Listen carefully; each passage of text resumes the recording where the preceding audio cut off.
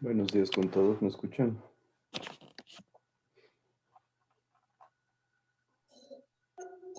Buenos días, Inge. Sí, se les...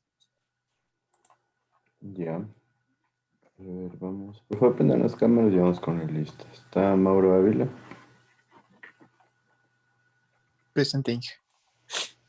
Alexis Ayo, Presente, Inge. Andrés Valdeón, Presente, profe. Carlos Basantes, Daniel Borja, Presente, Inge. Marco Ceballos, Presente, Inge. Jonathan Chilig, Lenin del Salto, Presente, Inge. José Freire.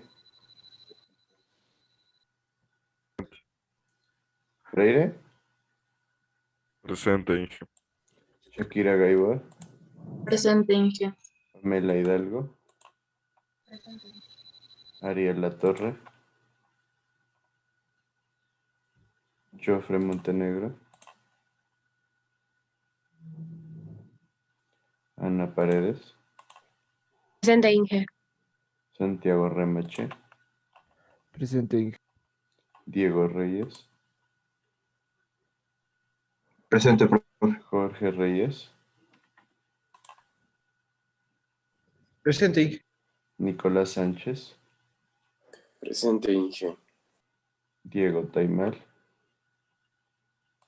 Presente, Inge. José Tinoco, Presente. Dani Valdés Presente, ingeniero. y Eric Llanes. Presente, Inge. Bueno, no se olviden que esta semana es el examen el día miércoles. Así que estudiarán, por favor. Bueno, vamos a continuar con la clase.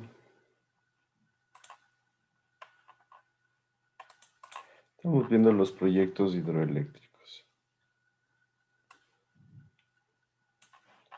Vimos qué es la potencia, varias características de los proyectos hidroeléctricos, así que vamos a avanzar con esta parte.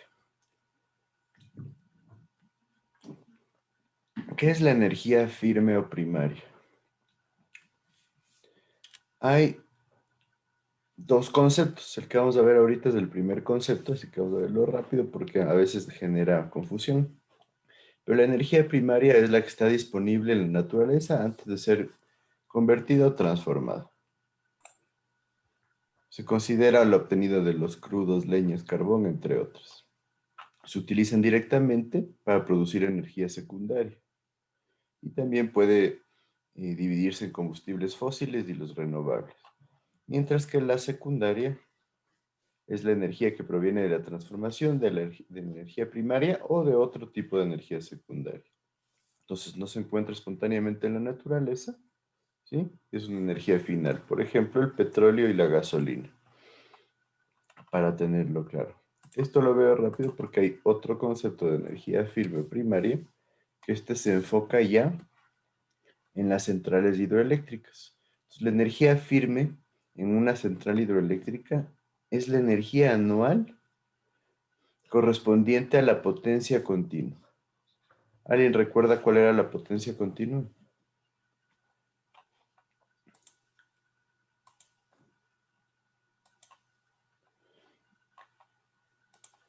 ¿Qué me dices, Marco Ceballos?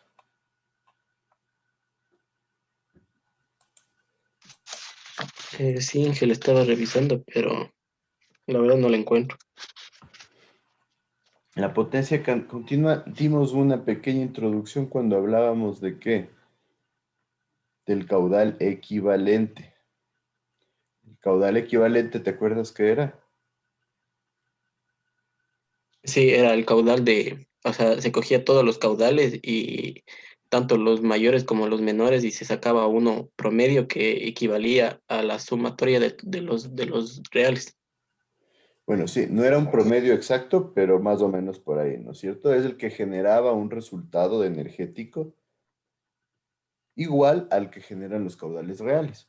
Entonces, el caudal equivalente es el que genera la potencia continua. Nosotros dijimos que el caudal equivalente es el caudal constante que se mantiene a lo largo del tiempo, ¿sí? Por eso es un caudal teórico que no va a pasar en la realidad.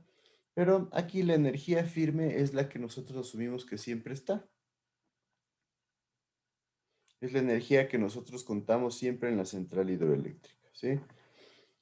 Entonces, la energía secundaria es cualquier energía fuera de la energía primaria.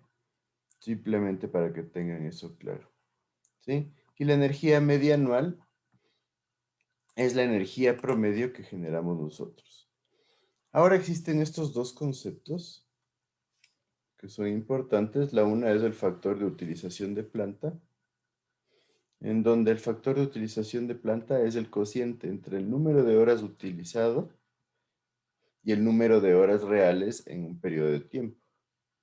Entonces, por ejemplo, si una central trabajó, supongamos, 20 horas al día, para que sea más fácil de entender. Entonces, el factor de utilización será 20 sobre las 24 horas. ¿Sí? Normalmente no trabajamos en función de un día, sino en semana, mes, trimestre, semestre o año. Ahora, en esencia, ¿para qué creen que sirve el factor de utilización de planta? ¿Qué me dices, Eric Llanos?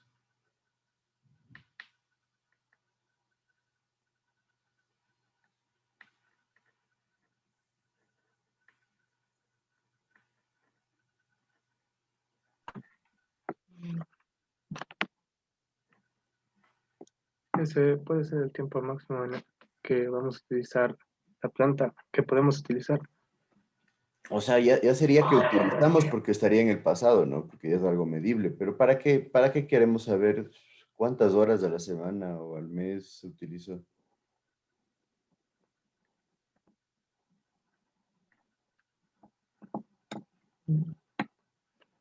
¿Para qué piensas?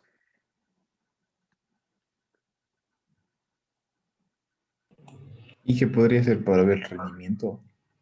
Para ver, perdón, ¿qué cosa? El rendimiento. Sí, para ver cuánto está trabajando la planta, ¿no? O sea, si yo trabajo, supongamos del día de 24 horas, trabajo 3 horas, ¿qué creerían ustedes? Que no fue un buen día, o sea, no rindió Que mucho ese realmente día. no, nada, ¿no es cierto? Estamos hablando de que llegamos a un poquito más del 10% de utilización. Eso significa o que no era necesario construir la planta, ¿sí? O que no está funcionando de manera adecuada, ¿no? Porque también puede deberse a mantenimientos o a fallas que hay.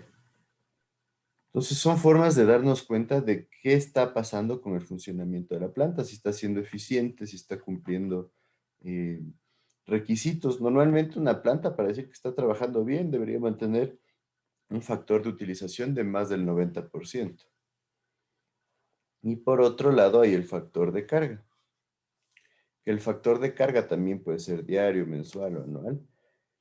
Es el promedio de la carga durante el periodo especificado, o sea, qué carga se ha generado durante el periodo especificado, sobre la demanda máxima ocurrida en ese tiempo.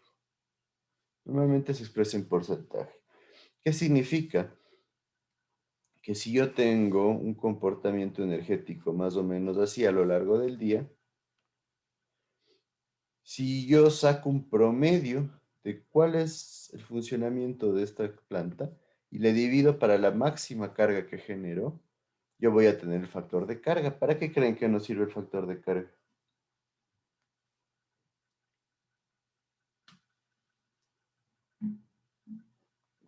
¿Qué me dice?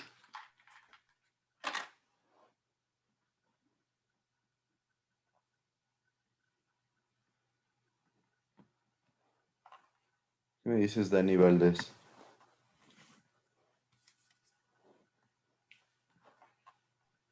Mm, el factor de carga Inge sería el tiempo de que, como dijo mi compañero delante, del rendimiento de la planta durante el día, así saber Para, cuánto rinde. por ahí, para saber qué tanta energía estamos generando. Sí, porque recuerden, estos dos normalmente son las formas de medir qué tal está funcionando la planta.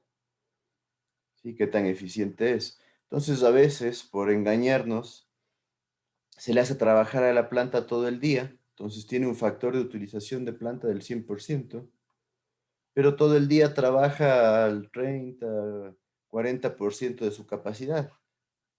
¿Sí? Otras veces está trabajando al 80, 90% de su capacidad, pero 3, 4 horas al día. Entonces, la esencia es que nosotros tengamos estos dos factores, ¿sí? Y los analicemos en conjunto para que en conjunto de estos dos factores nosotros podamos ver si realmente está trabajando de manera adecuada la planta. ¿Sí? Porque también el factor de utilización, por ejemplo, si es una planta que tiene 8 turbinas, y trabaja todo el día, pero con una sola turbina que funciona, porque el resto generan problemas. Entonces, claro, te pueden decir, yo tengo un factor de utilización del 90%, pero obviamente si trabaja con una de las 8 turbinas, el factor de carga va a ser súper bajo. Entonces, la idea es que nosotros podamos compaginar los dos conceptos para entender realmente qué tal está comportándose el aprovechamiento. Entonces, sí estamos claros porque esos factores son importantes. Entonces, el factor, ajá, Fue justo cuando, buenos días, Inge, justo cuando sí, estaba tomando listas, se me salió del Zoom y ya. no podía entrar. No sé si, Lista al final de la clase, me dices. ya, Inge, gracias, Ya, disculpe. no importa. Entonces, el factor de planta va a ser igual a las horas reales que se generan en un periodo de estudio sobre las horas totales del periodo de estudio. Facilito, ¿no es cierto?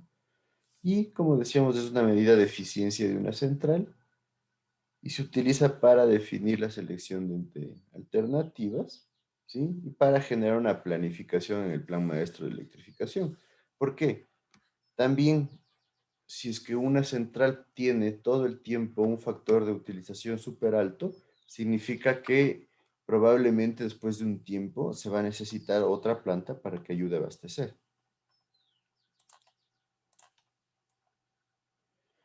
Tenemos el factor de carga, que en cambio es la potencia promedio durante el periodo de estudio sobre la potencia máxima que se generó en el periodo de estudio, normalmente en porcentaje. Y lo mismo, no da una medida de la eficiencia del sistema eléctrico. Entonces, en esencia, ¿qué pasa si nosotros tenemos algo así? un sistema donde tenemos la demanda en kilovatios respecto al tiempo.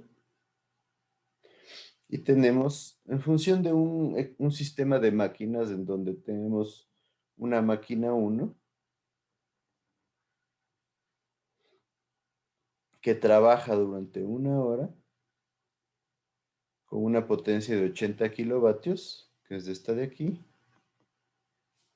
Una máquina 2 que trabaja durante 1 hora con 85 kilovatios, que es esta de acá. Una máquina 3 que trabaja durante 1 hora con 90 kilovatios, que es esta de acá. Una máquina 4 que trabaja durante 1 hora con 150 kilovatios, que es la de acá. Y tenemos un consumo fijo dentro de esta industria, que es las 24 horas del día, que lo vemos aquí, y que tiene 10 kilovatios de consumo. Entonces, las 4 máquinas, como solo trabajan por 1 hora, la energía que consumen son 80 kilovatios hora la primera, 85 la segunda, 90 la tercera, 150 la cuarta. Y el consumo de carga fija, que es el que se asimila a la energía firme, ¿no es cierto? La energía que está todo el día. O sea, esto es un ejemplo fácil para simplemente comparar lo que vimos ahorita. Nos da 240 kilovatios hora porque son 24 horas por 10 kilovatios. Entonces, con estos datos, podemos nosotros determinar el consumo de energía total, que va a ser el consumo de energía de la máquina 1, más el de la 2, más la 3, más la 4, más la energía física. Entonces teníamos 80, más 85, más 90, más 150 y más 240. Entonces la energía total que se consume durante el día, 645. Entonces, si recuerdan, el factor de carga, ¿no es cierto?, era igual a la energía real que se consume en el día sobre la máxima carga que se mantuvo durante el día. Entonces, la energía real fueron 645, que es lo que acabamos de determinar, y de todas estas, volvamos al gráfico anterior, ¿cuál sería la máxima? Pues la de la máquina 4, que son 150, pero tengan en cuenta que en ese punto tenemos también los 10 de carga fija. Entonces, 150 más los 10 de carga fija me da 160 kilovatios hora. ¿Sí? ¿Sí me siguen? Entonces, tengo los 160 kilovatios, pero le tengo que multiplicar por las 24 horas del día, ¿sí? Y por un día para poder obtener el resultado de la misma forma. Y si dividimos 645 para 160 por 24, me da un factor de carga del 16.80%. ¿Qué piensan ustedes de este factor de carga? ¿Qué me dices, Jofre Montenegro?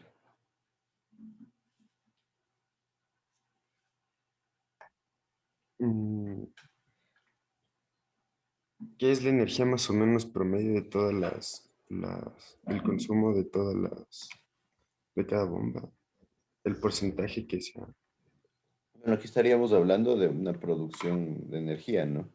Y de una industria. Entonces no hablaríamos de bombas, sino de cada máquina.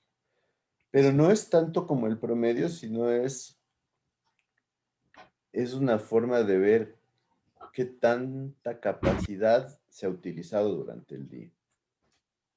¿Por qué hablamos de capacidad? Porque vemos que la planta o la industria puede fabricar o puede generar 160 kilovatios. ¿Sí? Pero hay ratos donde solo trabaja a 10. Entonces, cuando estamos trabajando a 10, estamos trabajando a súper baja capacidad. Entonces, vemos que eso se refleja con un 16.8%, que diríamos que es un porcentaje bajo, ¿no? Si nosotros quisiéramos maximizar la utilización o la producción de la industria, tendríamos que elevar el factor de carga o hacer un análisis más detallado, porque también podría haber procesos que son importantes, pero que no requieren que esté utilizada las 24 horas. Entonces, algo similar manejaríamos nosotros con una central hidroeléctrica. Y en este caso, ¿cuál sería el factor de utilización de planta?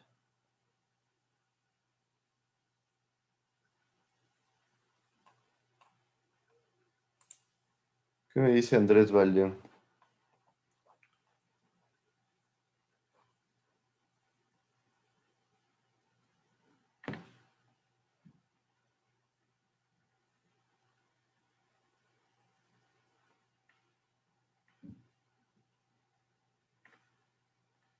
Andrés Valleón.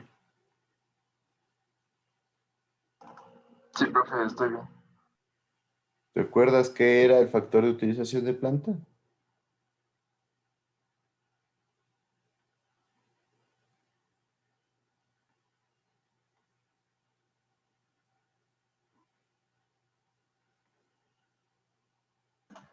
No, profe, no la noté.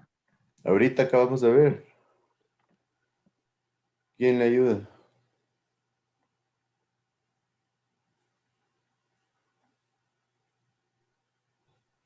Era el número de horas utilizados sobre las horas del día. Exacto. Entonces, ¿cuál sería el factor de utilización aquí? El 16,67% me salió a mí.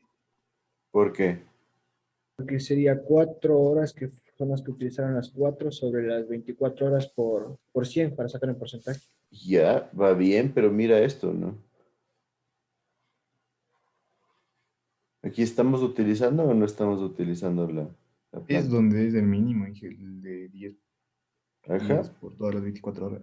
exacto, pero tenemos 10 durante las 24 horas. ¿Está trabajando o no está trabajando? Sí, sí está Entonces, trabajando. ¿cuánto sería el factor de utilización?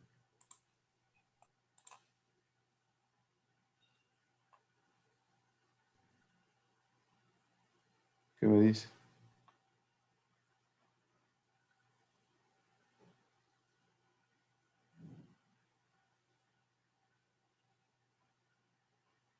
¿Mm?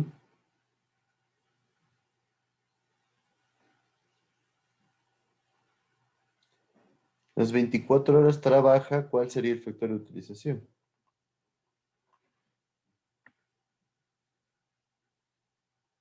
Sería 100%.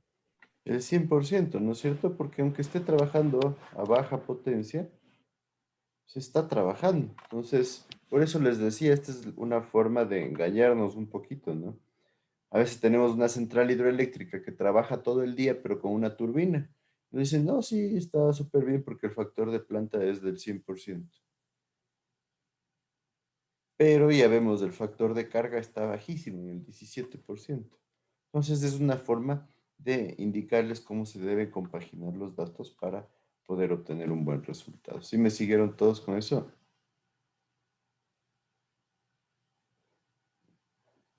Bueno. Ahora, el potencial lineal bruto, nosotros lo manejamos como la potencia teórica que podría obtenerse entre dos puntos de un río tomando en cuenta el caudal medio, el caudal 50 y el caudal 90. Obviamente utilizando la ecuación de la potencia. Entonces, el potencial lineal bruto lo que nos da una idea de qué escenarios podríamos tener para una central hidroeléctrica. Entonces, el caudal medio y el caudal 50 son bastante similares, pero no son iguales. ¿Sí? ¿Por qué? Porque el caudal promedio se obtiene del promedio de todos los caudales que han sido turbinados, mientras que el Q50 se obtiene de la curva de duración general, mientras que el Q90 es el caudal que es igualado o superado el 90% de las veces y nos sirve para definir la energía firme, que recuerden, la energía firme es la que asumimos que se genera todo el tiempo. Por eso se lo toma en cuenta con el caudal mínimo. Tenemos un potencial económico que es la capacidad máxima óptima que nosotros podemos obtener del río. En esencia, el potencial económico depende de la inversión que generemos, de los requisitos que tengamos para el proyecto, ¿sí? Entonces puede que en un proyecto nosotros podamos generar 500 megavatios, Pero de repente, capaz que no necesitamos tanto y el potencial económico sea de 100 megavatios. Entonces, es una forma de discernir qué realmente debemos hacer. O, por ejemplo, pasa como en el Coca-Cola, que la recomendación es que por los riesgos del proyecto no hagamos un proyecto tan grande. Entonces, ahí el potencial económico hay que considerarlo. Tenemos por otro lado el potencial aprovechable. El potencial aprovechable es el que nosotros consideramos como conveniente para ser explotado a corto o mediano plazo, ¿sí? Tanto por las necesidades como por el interés de inversión.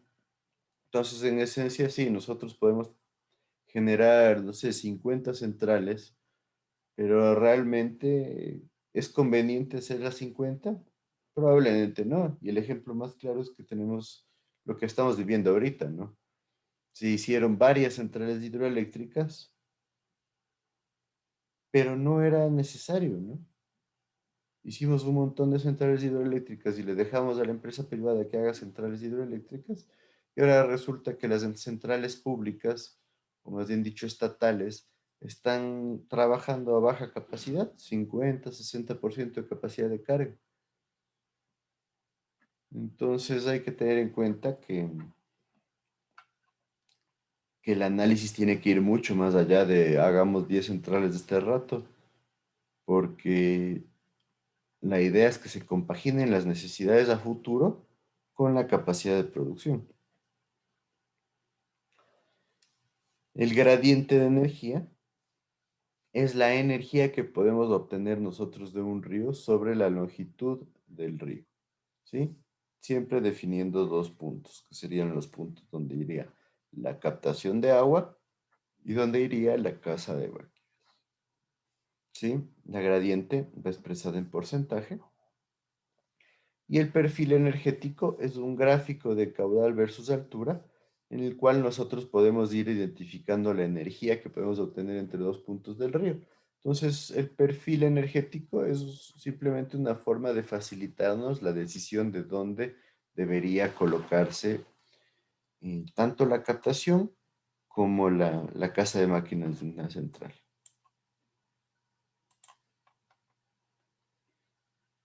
Entonces, bueno, el potencial lineal bruto de un río depende de la ecuación de potencia, 9.81 por el caudal promedio y por la altura neta.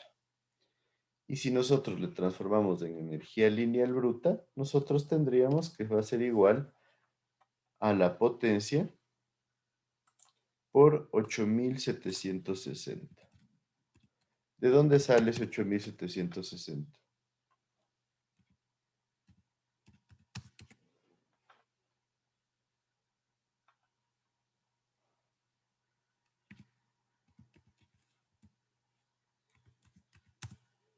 ¿Qué me dice?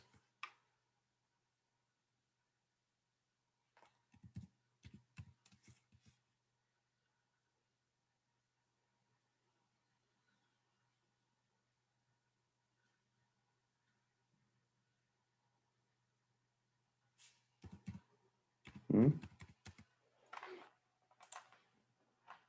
¿Qué me dices, Santiago Remache? No sabría, no sé de dónde sale ese 8760, Inge. Es un número que sí lo deben haber visto. Nadie.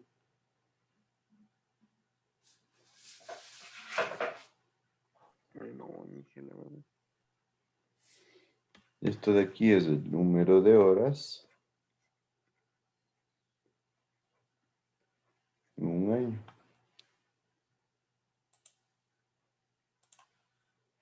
¿Sí? Entonces lo que estamos haciendo, recuerden que energía es potencia por tiempo, entonces le llevamos al total de potencia que necesitamos por el número de horas de un año. ¿Sí está claro? Y el gradiente de energía, J normalmente, es igual a la potencia lineal bruta sobre la longitud entre los dos puntos que nosotros estamos analizando.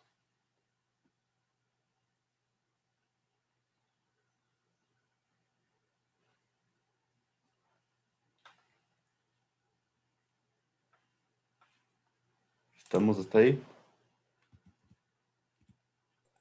Sí, Inge.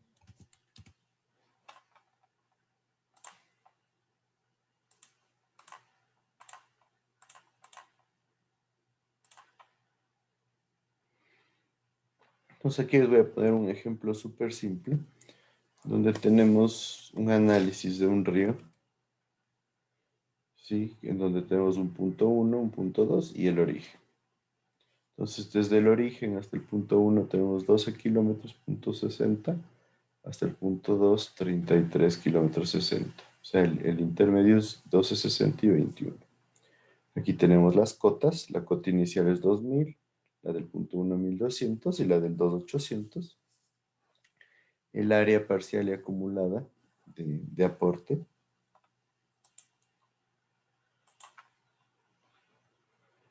Y de ahí tenemos los caudales.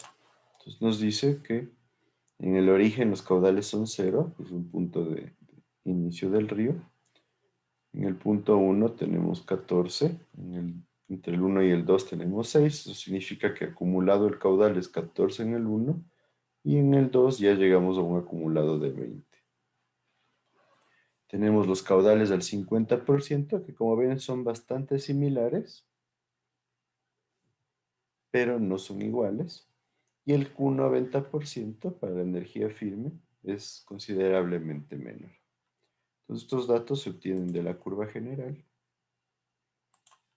Y con eso nosotros necesitamos determinar las características del río. Entonces, de manera rápida, un segundito, solo cambio esto.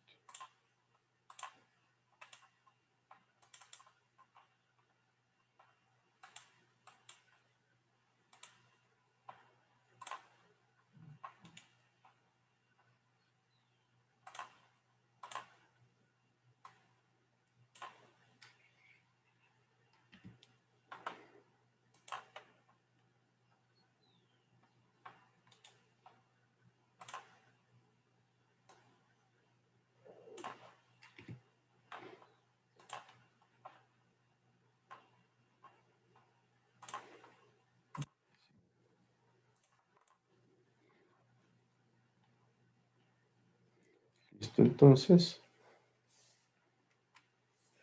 nosotros sabemos que potencia es igual al caudal por altura por 9.81 y si queremos que salga en megavatios le dividimos para 1000. Entonces, en el punto 1 tenemos un caudal de 14 acumulado más una diferencia de cotas de 800,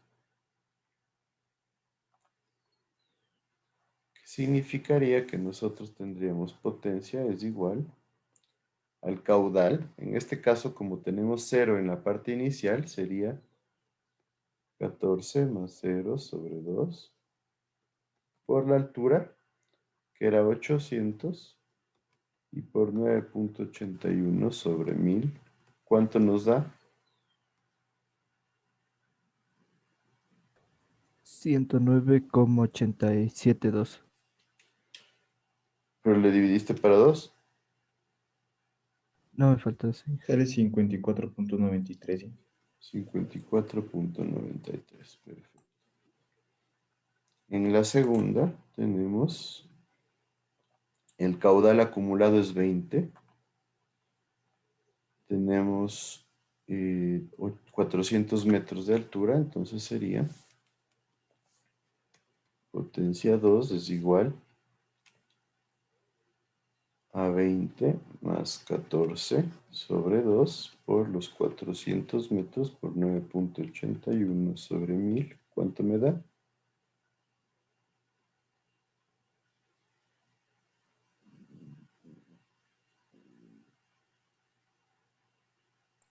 66.71. 66.71. Si hablamos de acumulada, sería 54.93 más 66.71, ¿cuánto es? 118. 121.62, 63. 63. Perfecto. Hacemos lo mismo para los otros casos, ¿no es cierto? Acá tenemos caudal de 13.8 y de 19.70 con las mismas alturas. Entonces en la parte 2 sería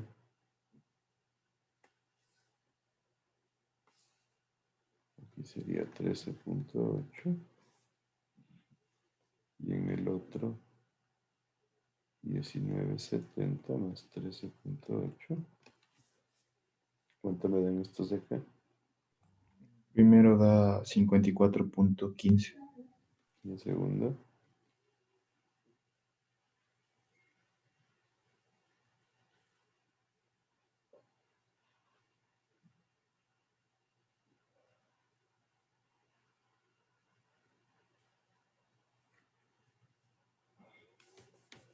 65.73. 65.73. El acumulado es 54.15 y acá tendríamos 120. 119.87. 119.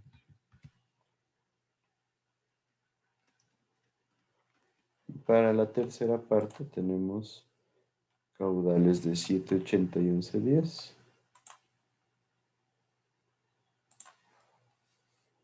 Este sería 7.80 y acá tendríamos 7.80 más 11.10.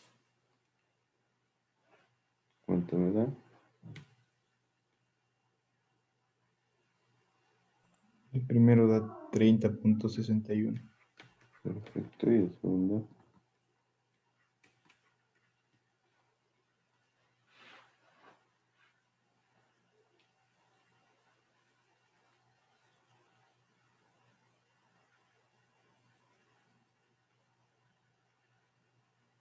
37.1. 37.1. O sea, Sí. 67.71. ¿No es cierto? Sí. Ya, entonces, ¿para qué creen que nos sirve esto? Tengan en cuenta que es un potencial hidroeléctrico. ¿Para qué creen que me sirve?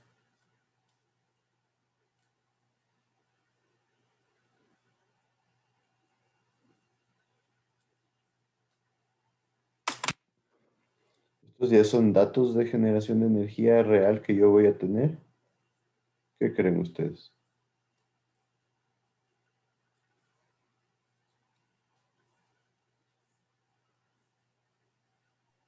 Yo creo que sería para darnos valores estimados ¿Pero de qué?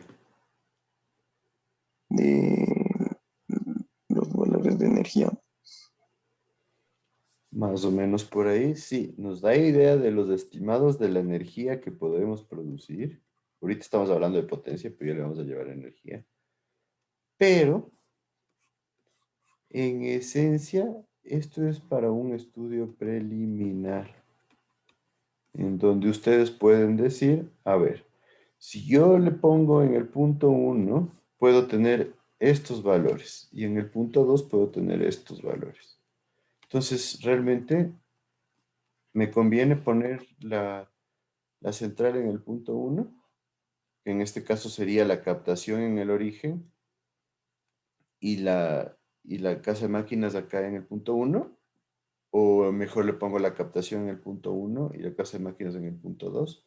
Entonces, en esencia, este tipo de cuadros nos sirven para poder ir identificando cuál es la mejor opción para seleccionar la ubicación de una central hidroeléctrica. ¿Sí está claro eso? Entonces, todavía no hablamos de energía real. Simplemente estamos generando una opción de potencial. Entonces, ustedes, como lamentablemente no van a tener la materia de centrales, por eso vale la pena hacer hincapié en esto. Entonces, la energía va a ser igual a la potencia por 8.760 horas por cada año sobre 1000, porque nosotros estamos calculando la energía en gigavatios hora, ¿sí? Ya no estamos hablando de megavatios, sino gigavatios, por eso los 1000, ¿no? No se olvide. Entonces, en este punto 1, ¿cuál era la potencia?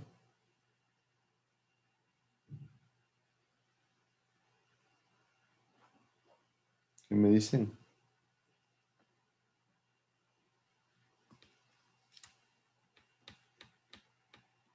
54.96.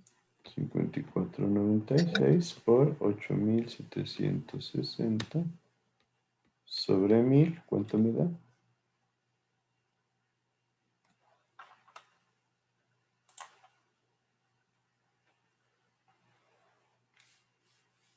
481.44. 1.44. Para el punto 2 teníamos 66 punto algo. ¿Cuánto me da la energía?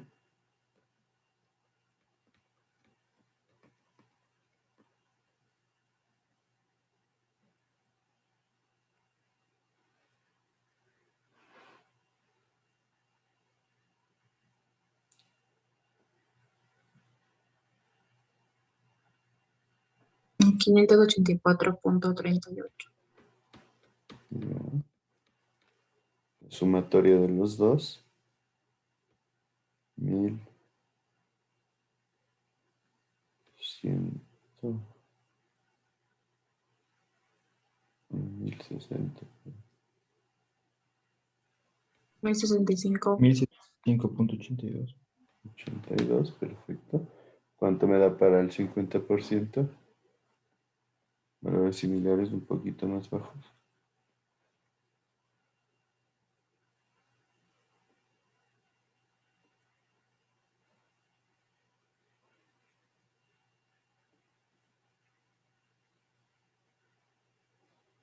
$474.35. 474.35.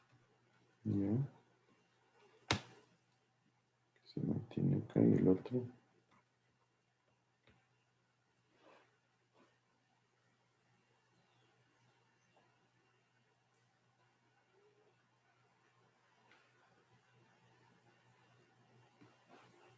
$575.79. La suma de los dos sería 1050. Punto.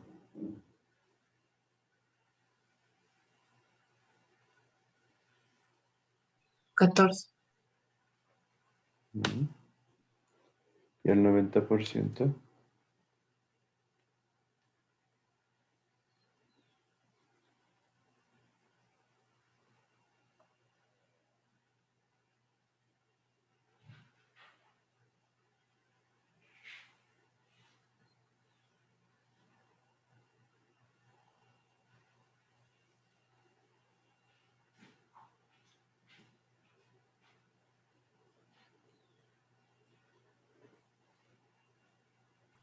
$268.14. Ujú.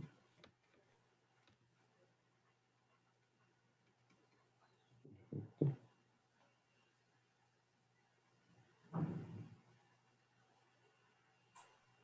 $224.99. 224. 124. ¿Seguro? 324.99. La suma de los dos me da 593.13. punto 13. Perfecto. Y el gradiente es la potencia sobre la longitud. Nosotros teníamos la longitud en kilómetros acá. La primera era 1260 y la acumulada de la segunda 3360.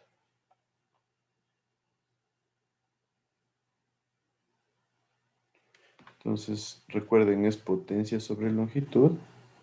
La potencia que manejábamos era la de 54,88 y la de 66,64.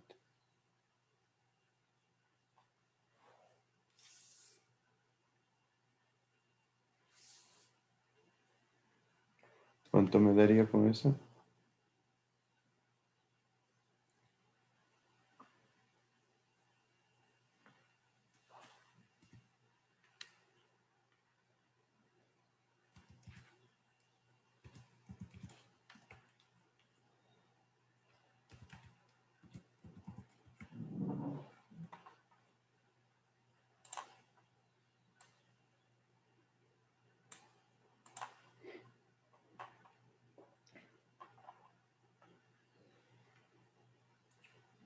Sesenta y cuatro, 66.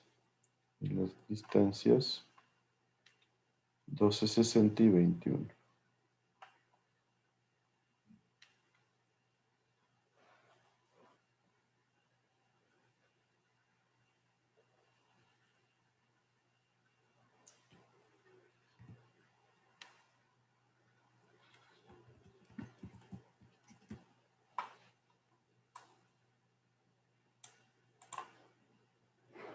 ¿Qué me dicen?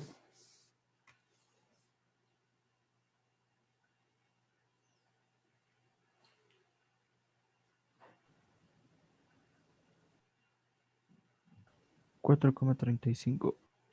4,35. La otra.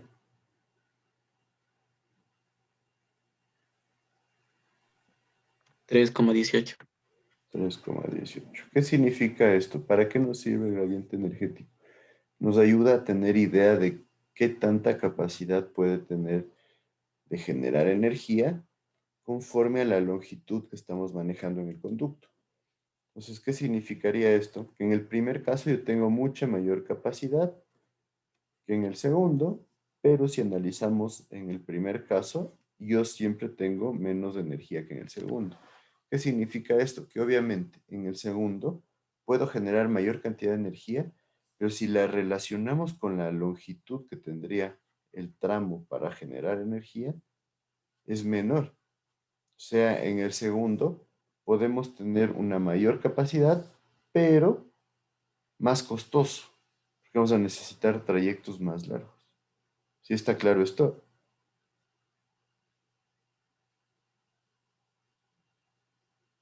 ¿Qué me dice? Para eso nos sirve el gradiente energético. El Inge, gradiente ¿puede energético, repetir? nos da una Por favor. idea de qué capacidad o qué cantidad de energía podemos generar por cada unidad de longitud que manejemos. ¿Qué significa eso? Que yo puedo tener una capacidad gigantesca, pero si necesito una longitud igual de gigantesca, capaz que no es económicamente viable. ¿Sí? Recuerden, mientras más corto sea el proyecto, tenemos costos más bajos. Entonces aquí habría que analizar realmente el caso 2, puedo generar más energía, aquí está clarísimo, pero la capacidad es menor que en el caso 1, el gradiente es menor. ¿Qué significa esto? Que para generar este 584, la longitud tiene que ser de 21 kilómetros, mientras que para generar 481, la longitud tiene que ser de 12 kilómetros, casi la mitad, ¿no?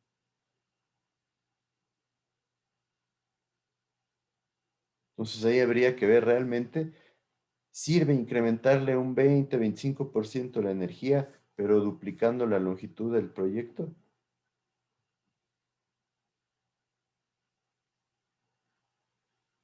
Entonces, realmente necesitamos de ese 20-25% extra que nos va a considerar una inversión bastante más grande, ¿no?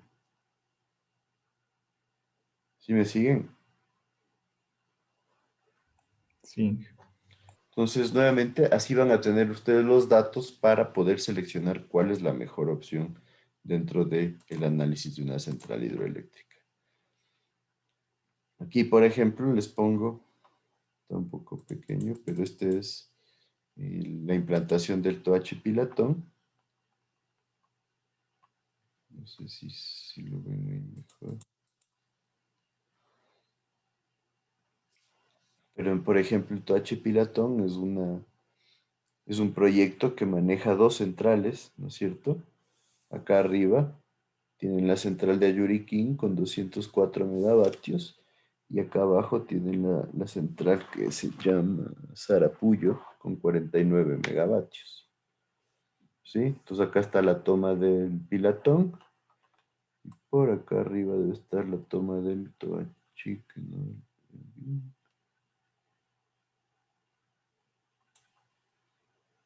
y acá está la presa del Toachi. Entonces se genera la toma del agua del Toachi y acá de Pilatón. Entonces es interesante porque aquí trabajamos con dos tomas de agua. Entonces simplemente para que vean cómo es un plano de una ubicación de una central. Entonces aquí hay que tener en cuenta que las vías son bastante grandes, ¿no es cierto? Toda esta es la vía que va simplemente a la presa del Toachi. Entonces los costos de vías en algunos casos son súper altos. Hay proyectos, supongamos en el Coca-Cola, me parece que fueron alrededor de 50 millones de dólares en vías que se necesitaron para llegar a la casa de máquinas y a la presa. Entonces eso genera bastante encarecimiento del proyecto. Por aquí tienen una chimenea de equilibrio que nos sirve para proteger del golpe de ariete, de la conducción. Aquí tienen una subestación en Ayuriquín que nos sirve para generar la transformación de energía y poder transportarla de manera adecuada. Entonces, simplemente para que ustedes vayan viendo cómo es la implantación de un proyecto hidroeléctrico. Y después, este ya es el esquema gráfico más simple. Entonces, tenemos la una captación, aquí la una casa de máquinas con la otra captación, la otra presa. Entonces, estas son las dos presas, la presa Pilatón y la presa Toachi. Aquí está la casa de máquinas de Sarapuyo que les decía, y aquí está la casa de máquinas de Ayuriquín. Entonces, como ven, tenemos un esquema bastante interesante en donde se produce el represamiento en dos sitios diferentes. Entonces esto nos permite jugar mucho mejor con el flujo de agua. Entonces, ¿qué pasa? Aquí tenemos una captación, llega a la casa de máquinas de Sarapuyo, viene, se represa nuevamente el agua y se utiliza esa agua para la casa de máquinas de Ayuriquín. Esto se conoce como un sistema de presas en cascada, porque la una genera una captación, se produce energía, se vuelve a utilizar esa agua para generar otra captación y producir energía más abajo. Entonces es un esquema bastante interesante, pero obviamente conlleva una inversión bastante alta. Es lo mismo que se pensaba hacer en Mazar Dudas y Paute, porque Mazar sirve para regular el flujo de agua que va a Paute, Mazar guarda agua, producía energía y después enviaba esa agua a Paute para que nuevamente se embalse y se vuelva a producir energía. Entonces, de esta forma son mucho más eficientes los proyectos hidroeléctricos. ¿Sí me siguen?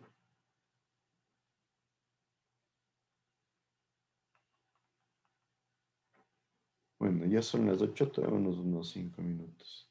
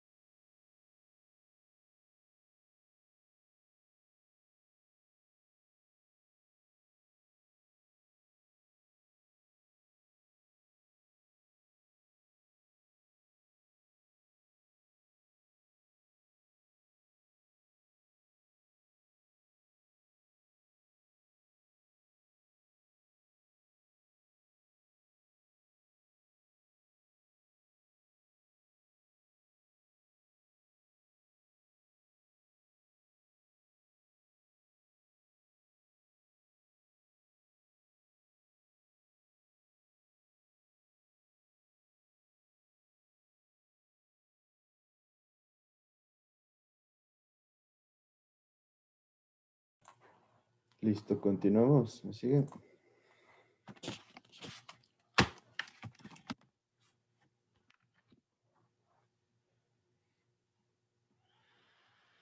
¿Me siguen?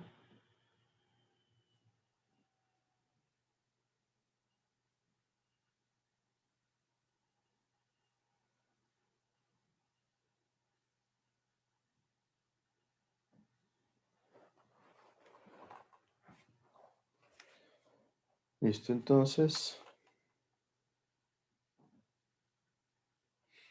vamos a continuar viendo cuáles son las etapas que se deben manejar para la formulación de un proyecto hidroeléctrico. Primerito, vamos a empezar con el perfil lineal de energía que estábamos hablando. El perfil lineal de energía es similar a lo que vimos, pero esta información se la transmite a un gráfico. Ya vamos a ver cómo es, pero ese gráfico nos va dando ideas de dónde debería ser la mejor opción para implantar lo que es tanto la casa de máquinas como la captación de agua. Después hay que hacer estudios de identificación en donde nosotros vamos a identificar las características de las opciones que se nos han ido presentando, ¿no es cierto? Cuáles son de fácil acceso, cuáles son más complejas para utilizar. Por ejemplo, no vale la pena utilizar sectores demasiado bajos porque son muy planos, entonces normalmente no hay mucha capacidad de generación energética. Por otro lado, también cuando son demasiado altos, a veces generan dificultades de acceso. Entonces, hay que evaluar ya cuáles son las características de cada sitio, hay que identificar cuáles son sus capacidades, cuáles son sus limitaciones, en función de eso ir generando ya opciones, las cuales van a ser revisadas en los estudios de prefactibilidad. Recuerden, en la prefactibilidad nosotros vamos a analizar ya más a detalle las características, vamos a definir normalmente 3 opciones, es un buen número.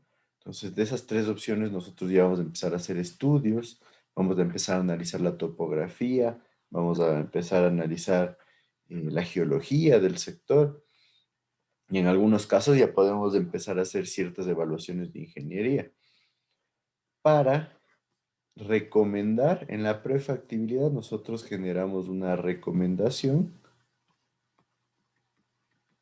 de cuál sería la mejor opción.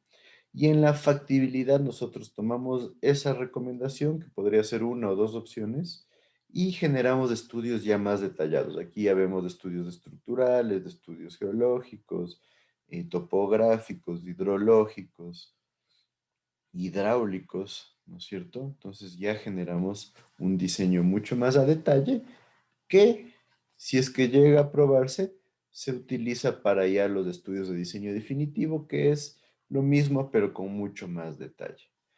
En centrales hidroeléctricas, como normalmente tenemos proyectos bastante complejos, especialmente cuando hablamos de centrales medianas, centrales grandes, nosotros tenemos que hacer estudios de construcción. En los estudios de construcción ya se indica cuáles son los procesos constructivos. Por ejemplo, un proceso que puede ser un dolor de cabeza y puede ser muy complejo es el desvío del cauce del río para poder generar la presa. Entonces hay que hacer un estudio cuánto tiempo va a estar el río desviado, cómo va a ser ese desvío. Cuando se vuelva al cauce normal, se va a llevar como el agua nuevamente, se va a taponar todo lo que es el cauce de desvío o se lo va a dejar como un cauce de desfogue en el caso de crecidas.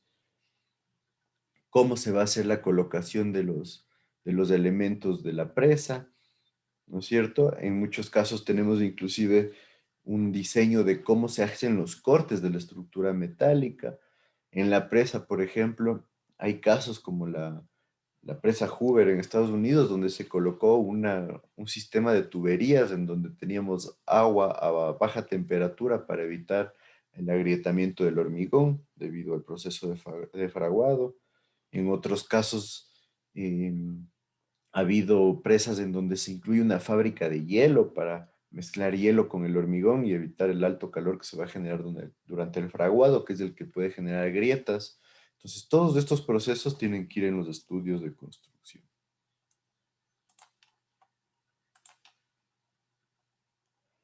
Entonces, Les decía, el perfil lineal teórico lo que nos da es una ubicación de dónde podrían generarse los aprovechamientos hídricos, ¿sí? En función de la topografía y también del caudal. Entonces, nosotros vamos analizando cómo se comporta la cuenca, cómo se comporta el río. Y en esencia podemos tener algo así. Este es un río. Y en este río nosotros empezamos a analizar. Por ejemplo, ¿dónde genero la bocatoma, que sería la captación? Tengo la opción 1, la opción 2, la opción 3. ¿Cómo iría el canal de conducción? Aquí tengo un canal de conducción, acá tengo el de la opción 2, acá tengo el de la opción 3. Si ven, ya van relacionados a la topografía. De tal forma que veo que aquí, por ejemplo, para la opción 1, necesito un túnel largo. Si vemos acá para la opción 2 y 3, se compartiría el mismo túnel, un túnel un poquito más pequeño. Esta es la parte túnel, esta es parte recta. Tengo las tuberías de presión de los tres casos. Acá el canal de descarga, que es cuando ya las aguas han sido turbinadas. ¿Y dónde estarían las casas de máquinas, ¿no? Aquí tengo una casa de máquinas, aquí la segunda y la tercera. Entonces, como vemos, sí se genera diferencias entre cada opción. Entonces, la idea del perfil lineal energético es que nosotros podamos evaluar estas opciones y nosotros normalmente la ponemos como algo así, en donde aquí estaría la casa de máquinas y nosotros vamos viendo cuáles son las opciones que podríamos manejar, ¿sí? Y después podemos decir, no, yo quiero que la casa de máquinas esté aquí y la captación esté acá. Entonces, si ustedes se van, hacen este gráfico y ven cuál es la longitud que tenemos entre el punto A6 y A7, por ejemplo. Entre A6 y A7 nosotros vamos a manejar 5.1 kilómetros.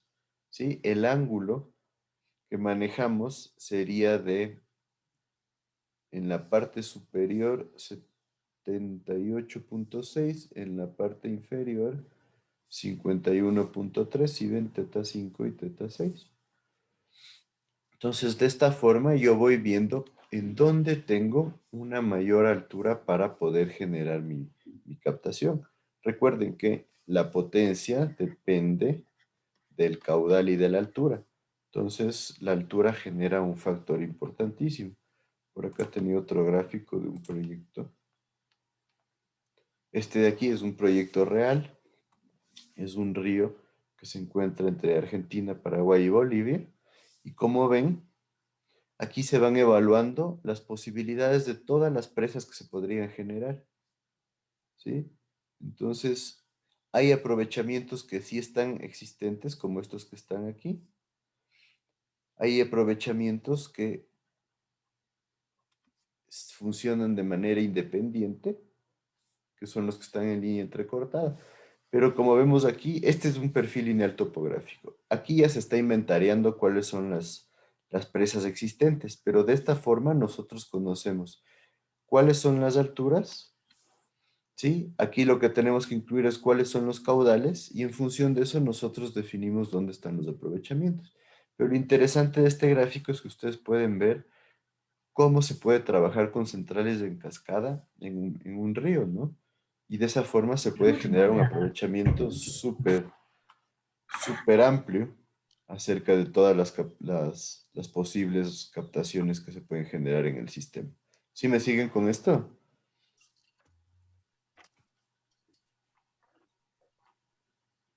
Sí. Bueno, espero que sí. Entonces tengan en cuenta, es un trabajo bastante interesante. Yo hubiera tratado de mandarles un trabajo de centrales. Estoy pensando, voy a ver, pero suele ser demasiado largo porque el que se suele mandar en centrales dura todo el semestre y aquí no tenemos mucho tiempo. Entonces estoy pensando tal vez de optimización les mande a hacer un trabajo. Aquí tenemos la ecuación del sistema hidráulico que se mantiene igual, no hay que darle mucho más importancia que lo que ya vimos en bombas. Entonces, la altura bruta o caída bruta de un sistema de una central hidroeléctrica es la diferencia de nivel entre el agua que vamos a utilizar para la operación. Normalmente lo medimos como el nivel máximo, a veces es preferible como el nivel promedio, y el nivel final de la evacuación. Recuerden que aquí estamos hablando de caída bruta, o sea, la máxima posible. Entonces, por eso en algunos casos se utiliza el nivel máximo, ¿sí? Y recuerden, aquí todavía no consideramos dónde está el nivel de agua en la turbina. Entonces, esta es la caída máxima y es la mayor cantidad o la máxima potencia que podría generar el proyecto. Entonces, se le toma como la máxima hasta el eje de la turbina cuando hablamos de altura neta, y cuando hablamos de altura bruta tiene que ser hasta la descarga porque todavía no hemos analizado dónde va a ir la turbina. Si está claro, por eso hago hincapié y les pongo otra vez los gráficos, que a veces genera bastantes dudas. ¿Sí o no? ¿Podría repetir, Inge, por favor? Cuando hablamos de altura bruta, nosotros lo utilizamos como para la fase de generar el perfil lineal teórico. Entonces, la altura bruta se la toma como la distancia entre el nivel máximo del embalse que estaríamos manejando y el nivel de descarga del agua. ¿Por qué? Porque el nivel de descarga va a ser el nivel del río. ¿Sí? Entonces eso hay que tenerlo claro. ¿Por qué? Porque si nosotros empezamos después a hilar más fino, nos damos cuenta que la altura bruta ya no era la real, ¿no? Sino la altura neta es la real porque depende del nivel de descarga de la turbina, ¿sí? Porque la presión que utilizamos llega hasta la turbina. Pasa el agua de la turbina y pasa como en un canal y se va al río. Entonces hay que tener clarísima esa diferencia. ¿Sí?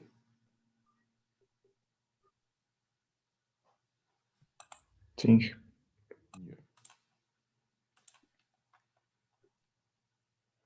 Entonces, para la pérdida de carga, nosotros podemos utilizar normalmente Darcy-Weisbach, Manning o Hazen-Williams. Preferiblemente se utiliza Hazen-Williams como primera opción y Darcy-Weisbach como segunda.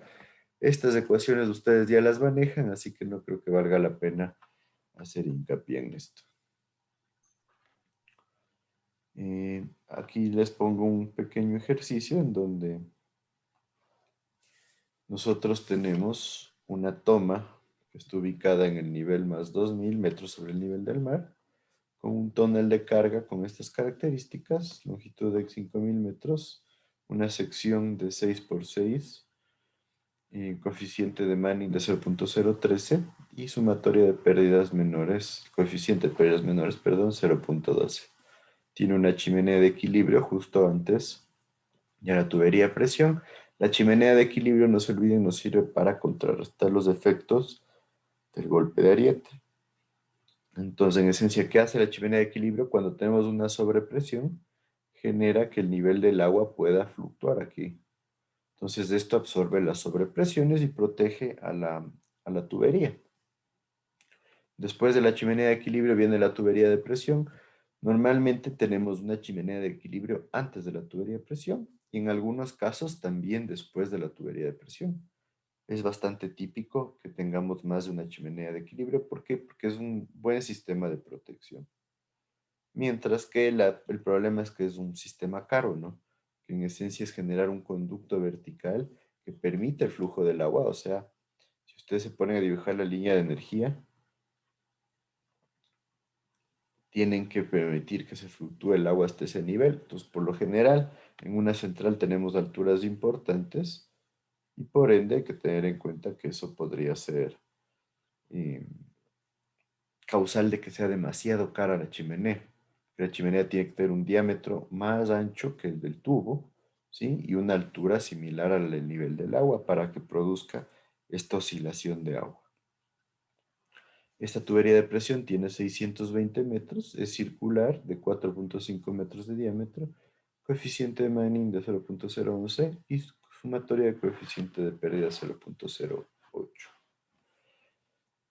Llega un punto en donde se divide la tubería de presión en los ramales para las turbinas.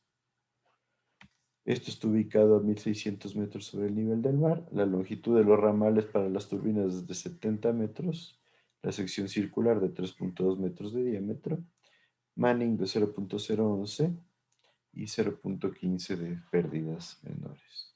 Entonces, tengan en cuenta, tenemos en los conductos a presión y el de los ramales a cero, ¿sí? Por eso este coeficiente de Manning, mientras que el túnel de carga es de hormigón. Entonces, ¿cómo funciona este esquema? Normalmente el túnel de carga puede ser un conducto a presión o también puede ser un canal, ¿sí? Por eso se lo hace de hormigón, porque lo que hace es conducir el agua hasta el punto donde queremos generar presión. Entonces, normalmente el túnel de carga no debería tener presiones demasiado altas. ¿Por qué?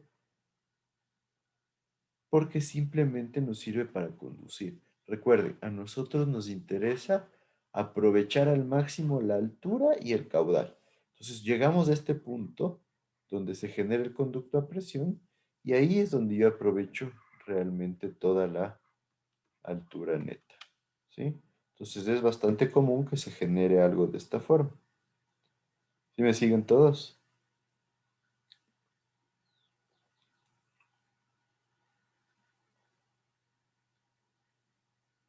¿Sí o no?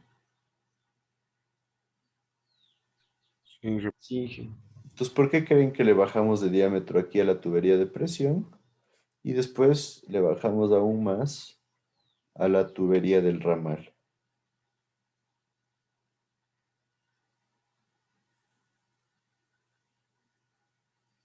¿Qué me dice?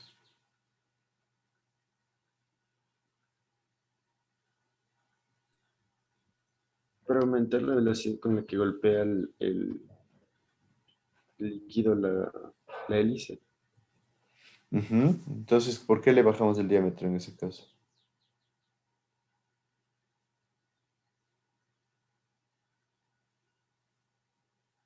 Porque buscamos que haya más presión. Le bajamos el diámetro, se incrementa la velocidad y se incrementa también la presión. ¿Sí está claro?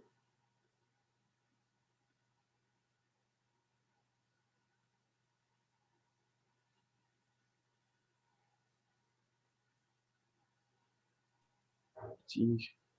Ya, espero que sí. Entonces, saquemos la ecuación del sistema hidráulico de este sistema. Aquí están resumidas las características.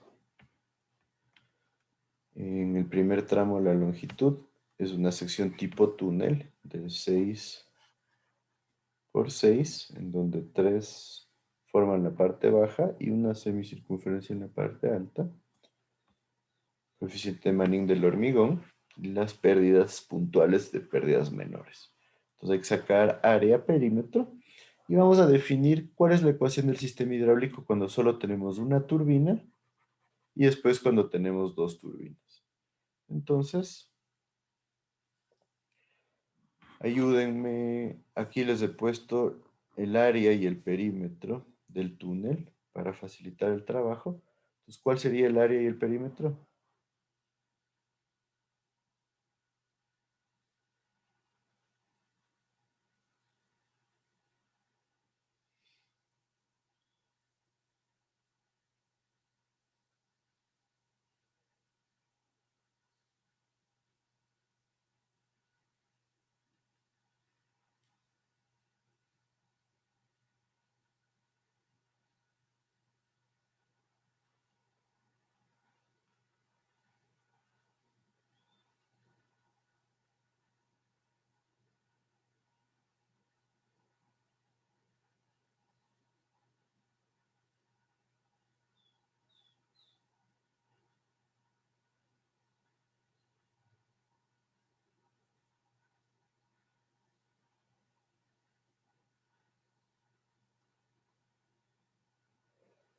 ¿Cuánto me da?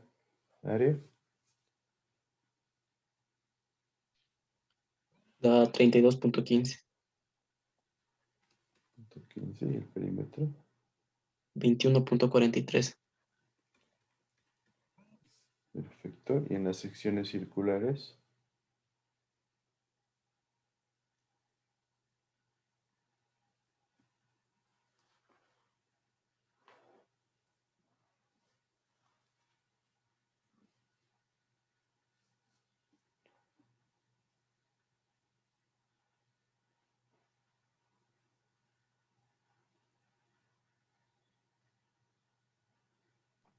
En esa da el área 15.90 Ya. y el perímetro 14.14. Este ya es solo circular, ¿no? Y la otra,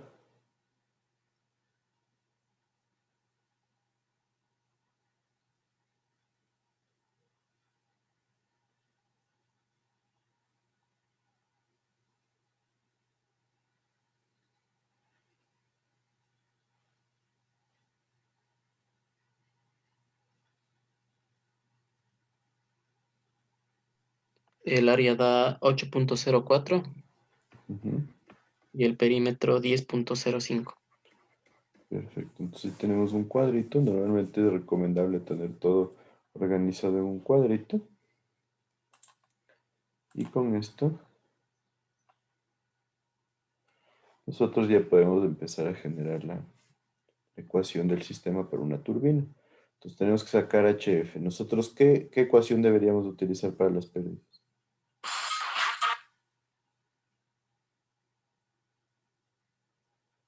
¿Qué me dicen? ¿Qué dato teníamos? Siempre analicen qué dato La de tienen, ¿no? Manning. ¿Perdón? La de Manning. La de Manning, ¿no es cierto? Teníamos coeficiente de Manning, utilizamos la ecuación de Manning. Pérdidas por fricción es igual a Manning al cuadrado por longitud por caudal al cuadrado sobre área a la 2 tercios sobre perímetro a la 4 tercios. ¿Cuánto nos daría para el tramo 1? Por eso les digo, vale la pena tener todo organizadito en una tabla.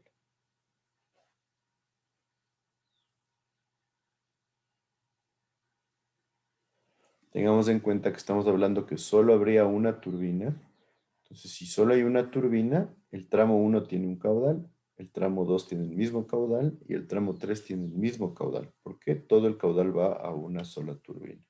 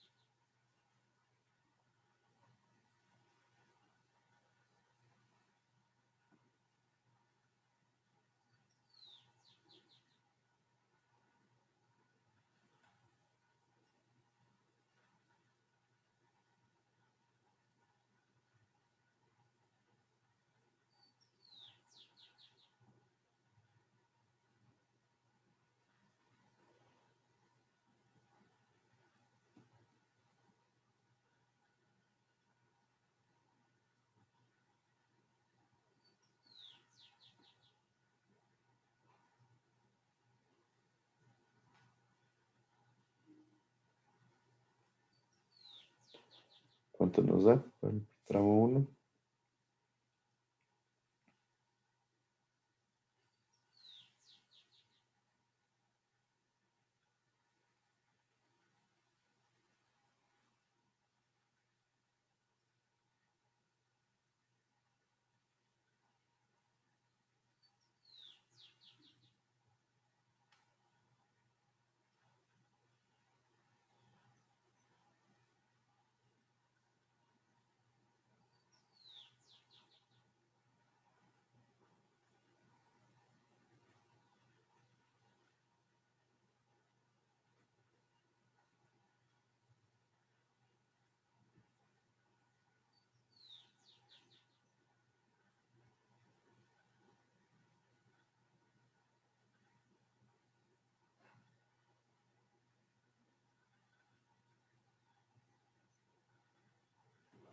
¿Listos? ¿Cuánto nos da?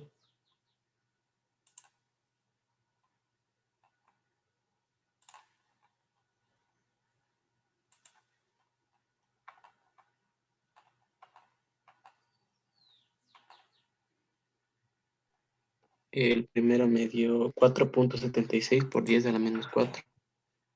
4.76 por 10 a la menos 4. Perfecto. Y las Por el pérdidas caudal, menores. ¿no? Sí, por el caudal al cuadrado. Ujú. Y las pérdidas menores 5.92 por 10 a la menos 6.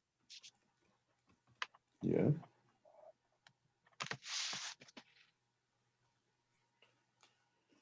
De ahí la segunda.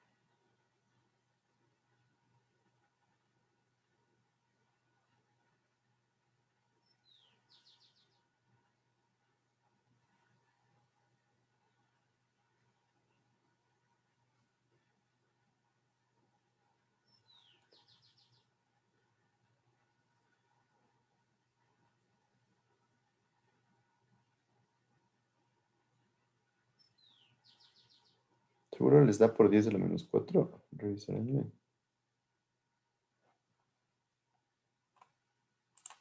Dije, una duda que no leí bien. Ajá. La K para la carga, para el HM, ¿de dónde salió? La K sale del dato que tenía aquí como pérdidas puntuales. Ah, no, no le había visto. Ya, Ujú. gracias. Pero seguro les da las pérdidas por ahí, tan bajitas. No sé. Sí, sí. ¿Cuánto nos dan los otros casos?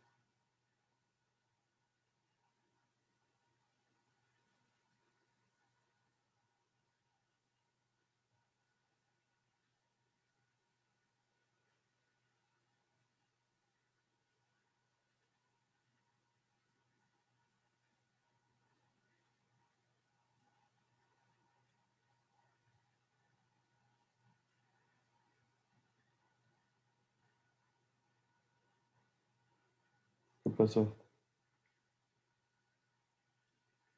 El tramo 2 da 2.535 por 10 a la menos 4. 2 El HM. punto. ¿Por qué se me movió?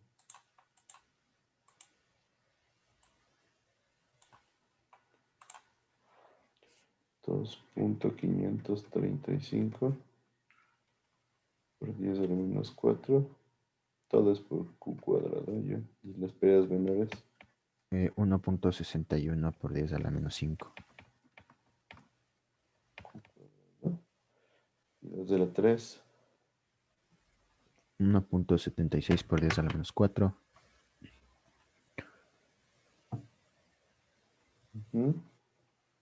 Y el otro da 1.18 por 10 a la menos 4. Por el caudal al cuadrado. Si sumamos esto, ¿cuánto nos da?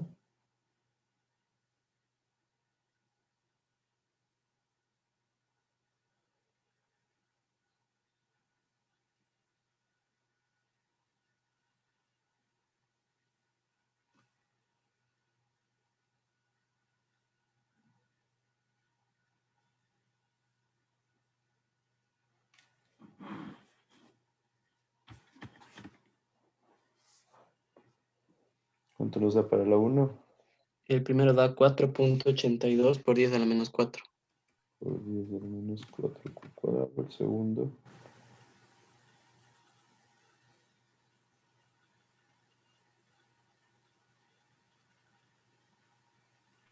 El segundo da 2.69 por 10 a la menos 4.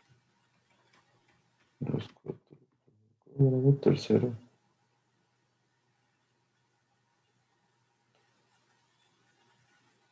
Dos punto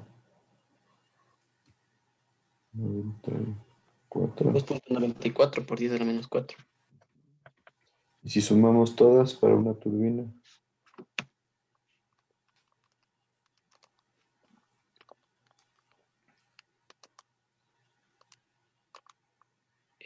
Da 1.045 por 10 a la menos 3.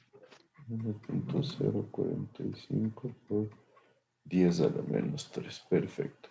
Entonces, estas son las pérdidas, todas en función del caudal, ¿no? Que se manejarían en el caso de una sola turbina. Entonces, 1.045 por 10 a la menos 3. ¿Qué pasa ahora si nosotros hablamos de dos turbinas? ¿Cuál es la diferencia? Que el caudal estaría dividido para 2 en el tercer tramo, ¿sí? Se mantiene exactamente igual. HF1 y HF2 se mantienen igual. ¿Me recuerdan cuánto era? 4 punto.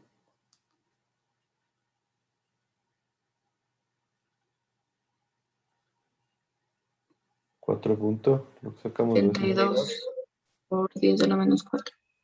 32 por 10 a la menos 4 por caudal cuadrado. La segunda. 2.69 por 10 a la menos 4. Por 10 a la menos 4Q cuadrado. Y ahorita la tercera, ¿cuánto variaría HF? Teniendo en cuenta que sería por caudal sobre 2.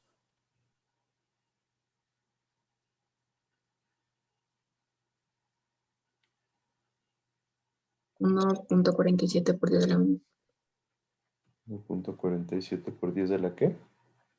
menos 4. Menos 4 caudal cuadrado. Y las pérdidas menores.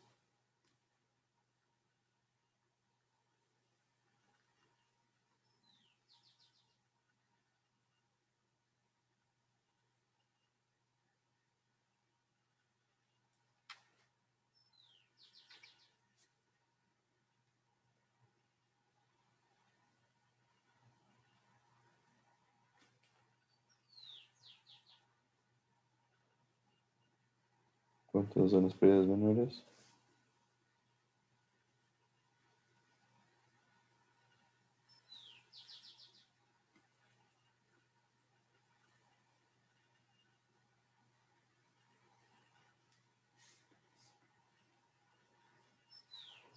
¿Cuánto nos dan? Sería lo mismo para 2.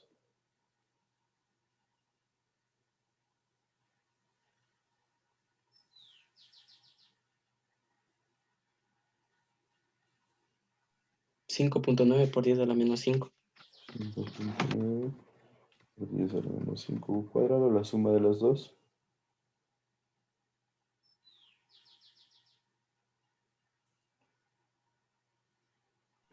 2.06 por 10 a la menos 4. Por 10 a la menos 4 por caudal cuadrado. Y si sumamos las 3 de acá.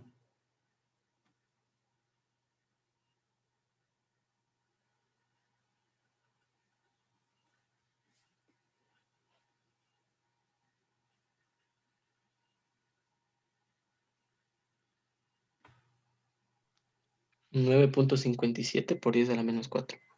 9.57 por 10 a la menos 4 por Q cuadrado. Entonces, esto versus ¿cuánto teníamos en el anterior caso? Estas es 2 turbinas. Para una turbina teníamos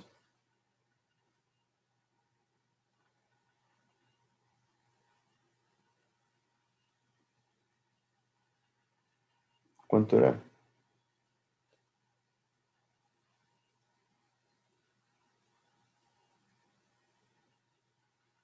¿Cuánto nos dio en el anterior?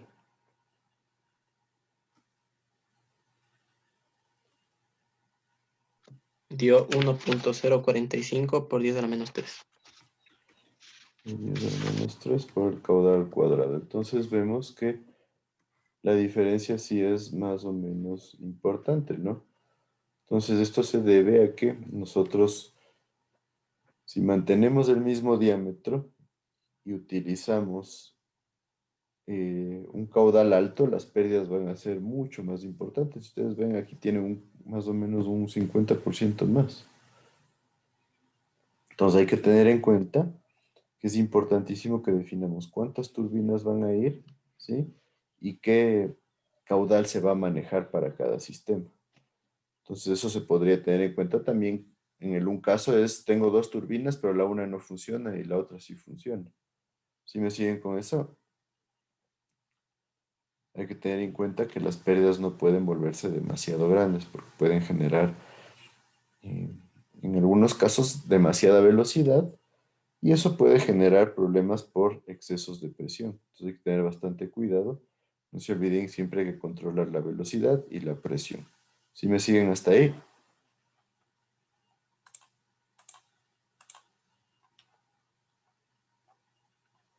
¿Qué me dicen?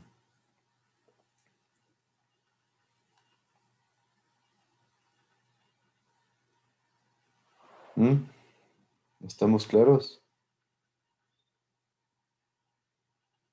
Yo sé que parece bastante materia, pero nos toca resumir casi que lo principal de una materia de un semestre entero, 3, 4 clases. ¿Sí está claro?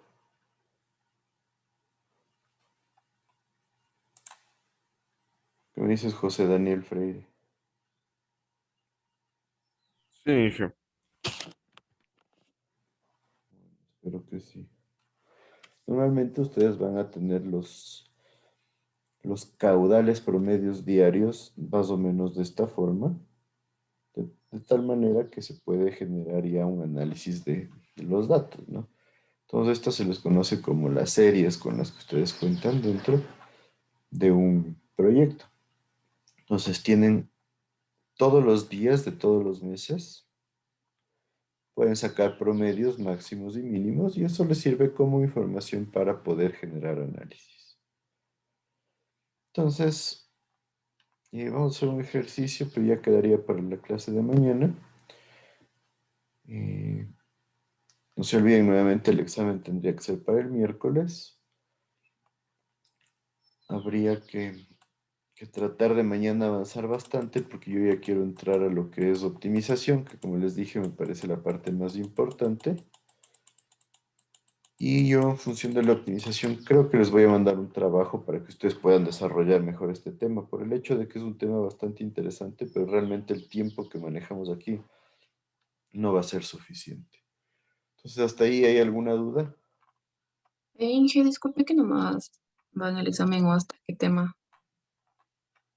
Todo hasta la clase del viernes. ¿Alguna otra duda?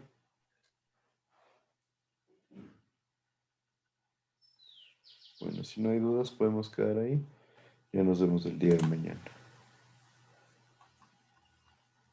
Inge, Ujú. ¿será que me puede poner en lista? ¿Te acuerdas que le dije al inicio de la clase? Sí.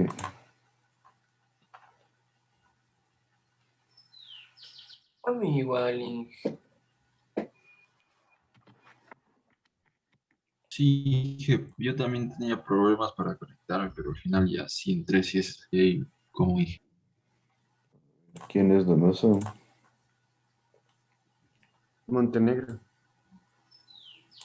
Yo soy Borja.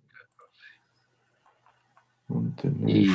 Y Chile dije, Borja, ¿me dijiste? Sí, Y Chile. Listo. gracias. Entonces ahí estamos. Gracias, Inge. Buen día para todos. Ya nos vemos mañana. Inge. Luego, Inge. Hasta luego.